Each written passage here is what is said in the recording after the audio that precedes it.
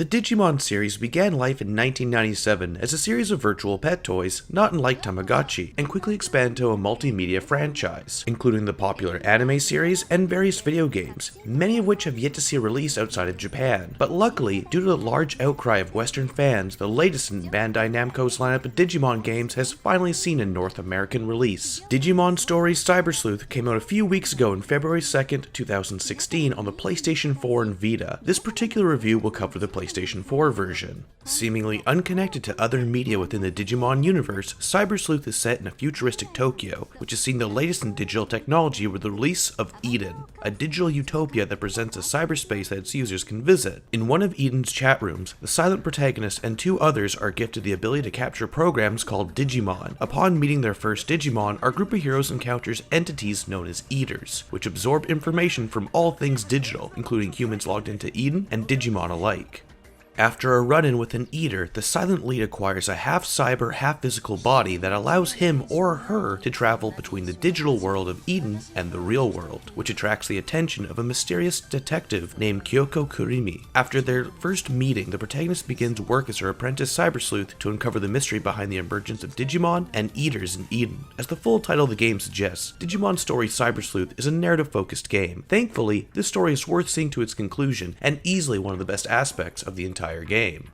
You could likely tell by the character designs, but Cyber Sleuth isn't targeting a young audience. It is directly appealing to older fans and those who experienced Digimon growing up but haven't been invested in the series since. Aside from a few grammatical errors and bizarre instances of being referred to by the wrong sex, I don't have many issues with the story, with the exception of having a silent lead. I find this particularly distracting as the narrative is largely character focused, placing a big emphasis on character development, and all of the lead characters go through some fairly engaging character arcs, with the exception of the main character. Because of their inability to speak and engage in character development, the protagonist kinda just ends up feeling like they're tagging along for the ride the rest of the cast throughout the story. I also felt that the first 10 chapters of the game were almost too slowly paced, but after chapter 10, the story really fires on all cylinders and kept me fully engaged to the conclusion.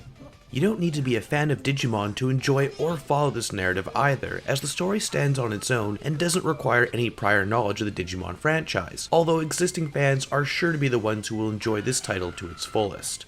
During the anime series' run in North America back in the late 90s and early 2000s, it was always compared to Pokemon since they both contain Mon in the title, and before anyone thinks to draw comparisons between this particular game to the Pokemon series, I'll state it now. This game plays nothing like Pokemon, aside from the aspect of collecting various monsters.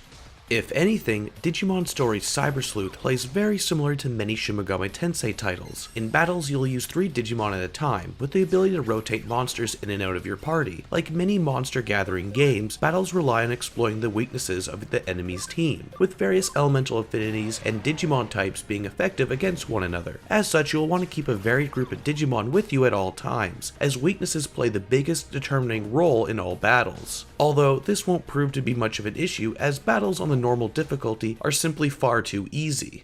The auto battle feature can easily get you through most encounters and boss battles throughout the game. Playing the game on the hard difficulty doesn't necessarily make battles more difficult, as it seemingly only increases the health of enemies, making battles take longer rather than prove more challenging, with the sole exception of the Eater battles, in which they nearly replenish their full health by using health absorbing attacks. Part of this difficulty issue is that most random encounters merely contain rookie and champion level Digimon, which is a trend throughout the game until the last few chapters of the story.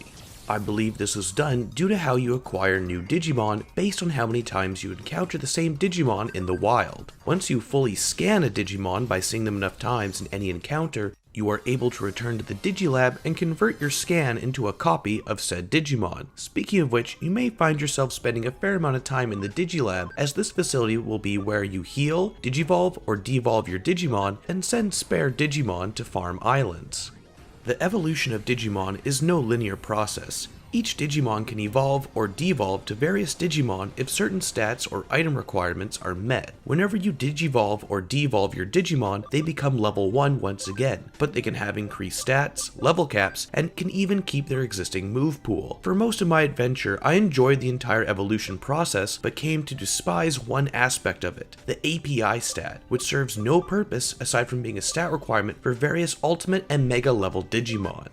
The problem being that there's only but one method to increase API, digivolving or devolving your Digimon with seemingly random increases. There were a few instances in which I would raise a Digimon, and in order to enable a particular evolution I wanted, I would have to grind devolving and digivolving said Digimon until its API stat was at a high enough level. This process is not all that fun, and left me desiring a means to preview the stat requirements for all forms and evolutions of a Digimon at once in order to best plan an efficient means of raising their stats accordingly.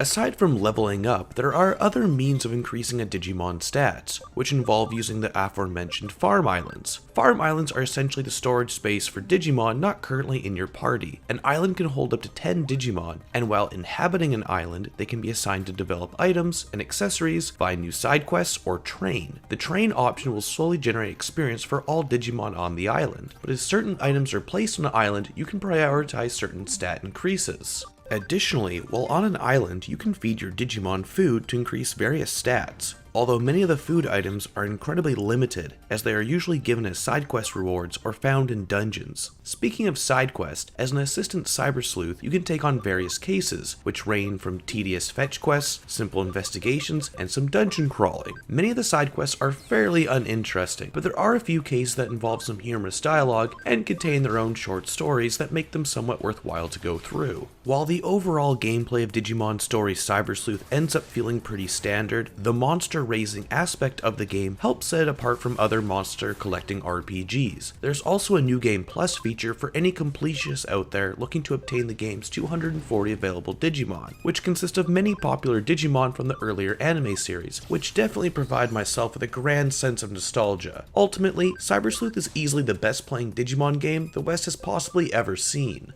In terms of presentation, Digimon Story Cyber Sleuth looks fantastic. The character designs by Suzuhito Yasuda are great, if a bit ridiculous at times, but overall I thought his style was a good fit for the Digimon universe. The PlayStation 4 version naturally supports higher resolutions, improved textures, and faster loading times over the Vita version, but the game's stylistic visuals look excellent and run well on both platforms.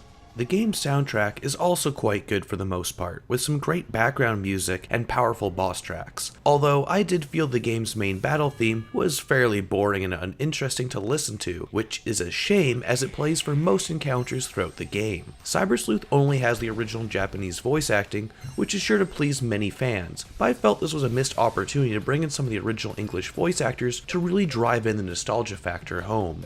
Overall, Digimon Story Cyber Sleuth is an easy recommendation to those who watched the anime back in the day and those who have kept up with the series. Those less familiar with Digimon may want to wait for a price drop, as much of the game is fairly standard fare for RPG fans. That's all for now. For the latest in news, playthroughs, reviews, and other RPG related videos, be sure to subscribe by clicking the button below. Thanks for watching.